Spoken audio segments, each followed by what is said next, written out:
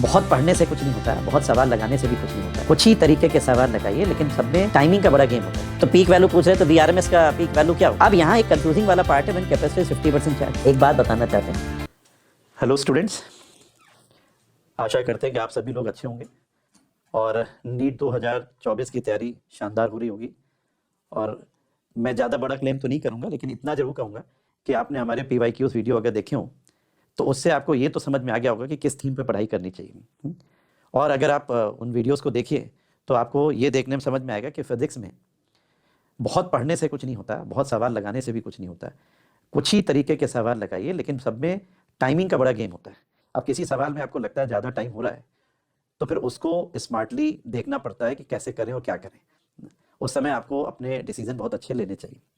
खैर, चलिए आगे बढ़ाते हैं। आज हम इलेक्ट्रोमैग्नेटिक वेव्स, एक ऐसा टॉपिक है कि इस टॉपिक पे एक सवाल आना कंपलसरी होता है। और इस टॉपिक्स के बारे में हम कहेंगे ज़्यादातर ये फैक्ट बेस्ड होता है, इसमें न्यूमेरिकल्स बहुत ना के बराबर होते हैं, 1 या 2 न्यूमेरिकल्स होते हैं। तो इस टॉपिक्स के बारे में मेरा कहना है कि जो न्यूमेरिकल्स ऑलरेडी प्रिस्क्राइब्ड है बस उन्हीं को आप करिए। इसमें कोई इनोवेशन करने की ज़रूरत नहीं है, जो आते हैं वो आते हैं, इसमें कोई चेंज नहीं कर सकते। राइट, तो चलिए हम अपना आगे इस सेशन को बढ़ाते हैं। आइए देखिए, इसमें भी हमने, आपने देखा इसमें बहुत ज्यादा सवाल नहीं, 1111 करके एक सवाल आते हैं। 2022 में भले 2 आ गए, अदरवाइज एक ही एक सवाल आते हैं। बड़ा इजी चैप्टर, बहुत ज्यादा इसमें कुछ सोचना नहीं होता है। बहुत छोटा सा सेशन होगा, बहुत बड़ा सेशन नहीं होगा। Radiation of energy falls normally on a perfectly reflecting surface. देखो, रिफ्लेक्ट हो गया तो मोमेंटम आपको पता ही है कि अगर नॉर्मल m/v होता और सरफेस से रिफ्लेक्ट होके आता तो mv ही रिफ्लेक्ट होके आता विद अपोजिट डायरेक्शन, तो चेंज तो आपको ट्वाइस mv पता है। लेकिन फोटोन के केस में आपको मोमेंटम पता है कैसे होती, E/c। एनर्जी को c से डिवाइड कर दीजिए तो मोमेंटम आ जाएगा, एनर्जी को c स्क्वायर से मल्टीप्लाई कर दीजिए तो मास आ जाएगा। तो इनको तो यहाँ पे मोमेंटम ट्रांसफर बताना ना, चेंज इन मोमेंटम। तो आई होप जिस समय रेडिएशन फॉल करेगा उस समय उसका मोमेंटम E/c, फिर वो रिफ्लेक्ट होके आएगा, फिर E/c, तो change in momentum twice E/c है। आई होप ये आपको आंसर आ गया, ट्वाइस E/c।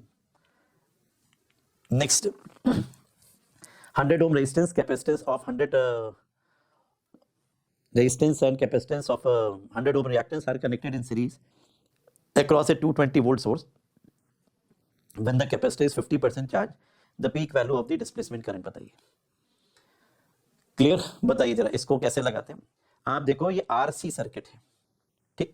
अगर देखो तो ये RC है और इसमें उन्होंने सारी वोल्टेज दी है और पूछा है peak value of the displacement current निकालिए। अब आप मुझे बताओ, 220 वोल्ट दिया है, कनेक्टेड इन सीरीज दिया है, when capacitor is 50% charge, the peak value of the displacement current. क्या ये इलेक्ट्रोमैग्नेटिक वेव का सवाल है? कर सकते हैं, अगर आप करने पे आएंगे तो कर ही लेंगे। व्हेन कैपेसिटर 50% चार्ज है, peak value of the displacement current पूछा है इन्होंने, 220 वोल्ट दिया है, रेजिस्टेंस आपको दे ही रखा है। आप एक काम करिए, कुछ मत करिए, सिंपल, अगर हमें जेड निकालना, क्योंकि मुझे यहाँ फ्रीक्वेंसी की जरूरत ही नहीं, क्योंकि इंडक्टेंस ऑलरेडी ओम के टर्म्स में दिया है। तो आप देखो 100 दोनों का सेम है, तो नेट रिएक्टेंस अगर आप निकालो या नेट इंपीडेंस निकालो तो 100√2 आ गया, 100√2 आ गया। और जो वोल्टेज दी है 220 वोल्ट दी है, 220 वोल्ट आपकी वोल्टेज हो गई, तो करंट की वैल्यू 220 डिवाइडेड बाई 100√2, यही तो करेंगे 100√2, तो कितना आ गया बताओ। 220 को 100 से, ऐसी वर्बली मैं कर रहा हूँ, तो कुछ कह ही नहीं रहे, 2.2/√2 आ रहा। अब लेकिन ये कौन सी करंट, क्योंकि आपको पता है 220 वोल्ट VRMS है और आप हमसे पीक वैल्यू पूछ रहे हैं, तो पीक वैल्यू पूछ रहे हैं तो VRMS का पीक वैल्यू क्या होगा। अब यहाँ एक कंफ्यूजिंग वाला पार्ट है, when capacitor is 50% charge. AC से कौन सी चार्जिंग हो रही है भाई? AC से तो कोई चार्जिंग नहीं, DC होती तो चार्ज भी करती।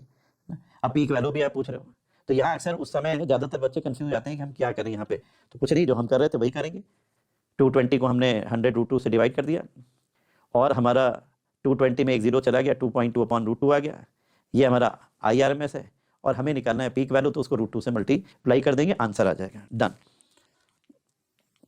2.2 एम्पियर। नेक्स्ट सवाल, electromagnetic wave in a free space, RMS value of the electric field 6 volt per metre, the peak value of magnetic field हमेशा E/c होती है।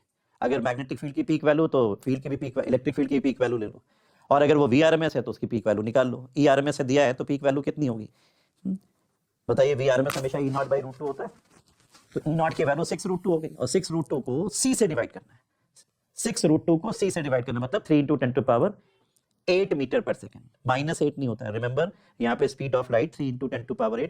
जरा सा आप ये ध्यान रखेंगे, यहाँ पे माइनस छप गया है, आप इसको प्लस कर लीजिएगा, ये प्लस है, इसको जरा ठीक कर लेना भाई, ये थोड़ा सा हमारी पार्ट में एरर ये प्लस है। हो गया, बताइए क्या निकालना है?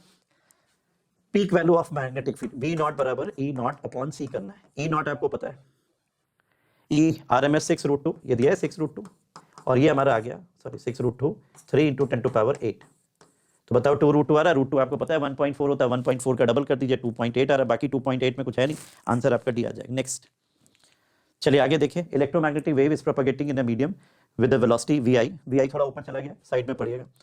The instantaneous oscillating field along electric field is along y axis, the direction of oscillating magnetic field बड़ा आसान है। नेक्स्ट देखिए जरा, parallel plate of capacitor 20 microfarad is being charged by voltage source whose potential is changing। अब आपको हमेशा याद रखना है, किसी कैपेसिटर में जिस समय चार्ज हो रहा होता है उस समय उसका लगातार पोटेंशियल राइज हो रहा होता है, ठीक। The conduction current through the conducting wire and the displacement current through the plates of the capacitor would be. अब आपको हमने बताया कंडक्शन करंट हो या डिस्प्लेसमेंट करंट, मैग्नीट्यूड वाइज दोनों सेम होती है। डिस्प्लेसमेंट करंट कहाँ चलती है? दोनों कैपेसिटर प्लेट्स के बीच में, वहां पे कोई वायर नहीं है, वैल्यू वाइज दोनों सेम होनी चाहिए। और वैल्यू कैसे निकालनी? सिंपल, आप बताओ Q बराबर CV करें, dQ/dt कर दीजिए, और यहां पे क्या कर देंगे C dV/dt, डायरेक्ट आपकी ये डिस्प्लेसमेंट करंट आ गया, C dV/dt, ये हो गया 3, C हो गया 20। Now answer is 60 micro ampere, और कंसेप्ट ये कि दोनों मैग्नीट्यूड वाइज करंट सेम होती, तो 60 is the correct answer. Which option is correct? आप देख लो भाई, चूज करो भाई। देखो ऑप्शन ABCD आप देख लेना, मैं एग्जैक्ट वैल्यू के आसपास पहुंच जाता हूं, फिर आप आंसर लगा लेना। Next, ratio of contribution made by the electric field and magnetic field component of the two the intensity of the electromagnetic wave. हमेशा ध्यान रखो, जो एनर्जी होती है टोटल इलेक्ट्रोमैग्नेटिक वेव की, उसमें इलेक्ट्रिक फील्ड के थ्रू एनर्जी और मैग्नेटिक फील्ड के थ्रू एनर्जी सेम होती है, 50-50% होती है। तो मतलब एनर्जी वाइज दोनों का कंट्रीब्यूशन सेम है, वहां कोई वो नहीं है। अगर इलेक्ट्रिक फील्ड और मैग्नेटिक फील्ड का रेशियो पूछा जाए तो वहां पे तो रेशियो में चेंज है कि बी की वैल्यू इलेक्ट्रिक फील्ड अपॉन सी होती है। एज फार एज एनर्जी गोस, एनर्जी जितनी स्टोर्ड मैग्नेटिक फील्ड में होगी उतनी इलेक्ट्रिक फील्ड में भी होगी, तो एनर्जी का कोई उसमें स्कोप नहीं। तो अब आप बताओ, ratio of contribution made by electric field and magnetic field components to the intensity, intensity ultimately energy पर यूनिट एरिया पर यूनिट टाइम, राइट। यहाँ एनर्जी आप इंटेंसिटी को energy density into speed of light से भी रिप्रेजेंट कर सकते हैं, तो वो तो दोनों में सेम आएगी, उसमें चेंज नहीं आएगा। तो answer is D, not a. अक्सर गलती लोग करते हैं ए लगा जाते हैं, ये सवाल थोड़ा केयरफुल होकर लगाइए। नेक्स्ट सवाल देखिए, for a plane electromagnetic wave propagating in x direction, which one of the following combination give the correct possible direction of electric and magnetic field। अब देखो वेव किस डायरेक्शन में जा रही है? Positive x direction, okay. और हमें आपको ये बताना, अब इन्होंने इलेक्ट्रिक फील्ड और मैग्नेटिक फील्ड, अब इसमें ऑप्शन से ही हम कर सकते हैं, और कोई ऑप्शन नहीं है अपने पास, ठीक। ऑप्शन बताइए जरा, इसमें कौन सा चेक करें, ये थोड़ा सा टाइम टेकिंग हो गया। इन्होंने केवल वेव प्रोपेगेशन की डायरेक्शन दी है, और अभी मैंने आपको बताया E अगर इधर रखिए, B इधर रखिए, E क्रॉस B आपको V की वैल्यू दे देगा। तो पहला बात तो ये कि इलेक्ट्रिक फील्ड हमारा V से परपेंडिकुलर होना चाहिए। तो आप देखो, ये तो मुझे सारे परपेंडिकुलर लिखने, J और K जो है वो I के परपेंडिकुलर है, तो J प्लस K और J माइनस K भी सारे परपेंडिकुलर होंगे, राइट। अब आइए जरा कैसे परपेंडिकुलर किया जाए। आपने बहुत बढ़िया डॉट प्रोडक्ट में सवाल पढ़ा है। एक ही प्लेन में अगर दो वेक्टर हो, एक ही प्लेन, जैसे 3i + 4j, अब 3i + 4j का परपेंडिकुलर उसी प्लेन में कैसे बनाएंगे? कोफिशिएंट इंटरचेंज करिए और बीच का साइन चेंज कर दीजिए। मतलब 3i + 4j में कोफिशिएंट इंटरचेंज करने के बाद 4i 3j और बीच का साइन माइनस आ गया, 4i - 3j कर दिया, और डॉट प्रोडक्ट निकालिए तो 0 आ जाना चाहिए। सेम लॉजिक यहां लगा देते हैं, आप देखिए सेम लॉजिक यहां लगाते हैं। देखिए जरा किसका डॉट प्रोडक्ट 0 आ रहा है, जल्दी से चेक करिए। देखिए किसी का डॉट प्रोडक्ट 0 आ रहा है, बताइए मुझे। -j प्लस k और माइनस k का करेंगे तो माइनस आएगा, मेरे ख्याल से डी वाले का आ रहा, बाकी सब में देखिए डॉट प्रोडक्ट 0 नहीं आ रहा। j + k और j - k, मतलब इलेक्ट्रिक फील्ड और मैग्नेटिक फील्ड आपस में परपेंडिकुलर है, रिमेंबर, और दोनों जो हैं डायरेक्शन ऑफ प्रोपेगेशन के परपेंडिकुलर है। एक हमारी फील्ड रिप्रेजेंट करी, उसका बढ़िया आइडिया कि देखिए किसका डॉट प्रोडक्ट 0 आ रहा है। जिससे इसमें डॉट प्रोडक्ट चेक करो, j डॉट j करोगे -1, k डॉट k करोगे -1 -2 आ रहा है।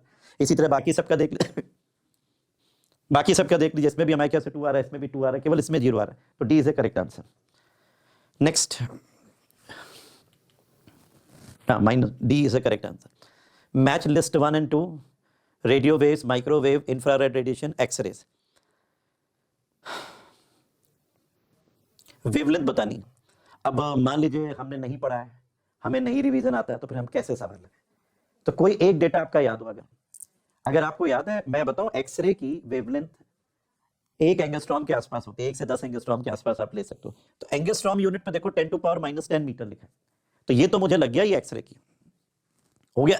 रेडियो वेव्स आपको पता ही है, सबसे ज्यादा वेवलेंथ रेडियो वेव्स की होती है, मीटर किलोमीटर में होती, तो ये 10⁻2 इनको दे दो, मतलब ए का सेकंड हो गया और डी वाले का फर्स्ट हो गया। अब आप मुझे आगे बताओ आगे क्या करना है। पहले इंफ्रारेड आएगा, उसके बाद माइक्रोवेव्स आएंगे। विजिबल, विजिबल में आपको याद है अल्ट्रावायलेट, दूसरा इंफ्रारेड, इंफ्रारेड के बगल में रेड कलर के बगल में इंफ्रारेड आएगा, तो उसकी वेवलेंथ कम होगी और माइक्रोवेव्स की वेवलेंथ ज्यादा होगी। तो आप देख लो कौन सी पावर के हिसाब से किधर जा रहा है। -4 छोटा है तो ये हम दे देते हैं इंफ्रारेड को, -2 दे देते हैं माइक्रोवेव्स को। तो ऑप्शन देख लो कौन कौन सा करेक्ट होगा। पहला रेडियो वेव्स, रेडियो वेव्स को हमने क्या दिया 10⁻2 ए को हमने दिया 10⁻2, माइक्रोवेव्स को हमने क्या दिया 10⁻2, माइक्रोवेव्स को -10⁻2, इंफ्रारेड को क्या दिया 10⁻4, एक्सरे को क्या दिया 1। तो ये ऑप्शन देखिए करेक्ट है।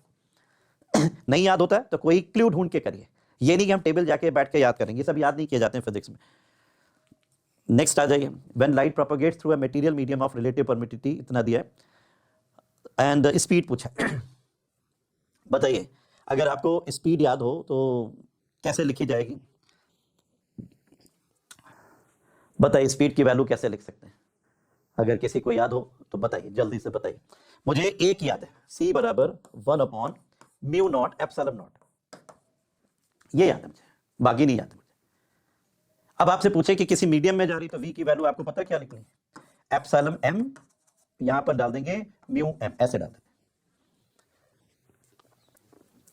और एप्सिलॉन m की जगह आप क्या लिखेंगे, epsilon not epsilon r, mu m की जगह लिखेंगे μ0 × μr, रिलेटिव परमिटिविटी।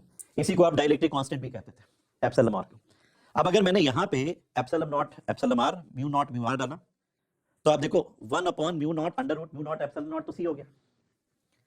तो c अपॉन अंदर अंडर रूट में क्या बच रहा है, μr एप्सिलॉन नॉट r। देखिए कोई ऑप्शन है, चेक करिए, है अपना ऑप्शन डी वाला, चेक करिए, D is a correct answer. Next, तो आई होप आपको ये हमारा सेशन अच्छा लगा होगा। और देखा इसमें बहुत छोटे सवाल होते हैं, बहुत ज़्यादा नहीं, बहुत फैक्ट बेस्ड सवाल होते हैं। और मेरा कहना है इस टॉपिक पे कोई सवाल गलत नहीं होना चाहिए, और नया जो नीट का पैटर्न चल रहा है उसमें इस टॉपिक को इग्नोर नहीं कर सकते। तो मैं आपको उम्मीद करता हूँ कि इस सेशन को आप एंजॉय करिए। Thank you very much.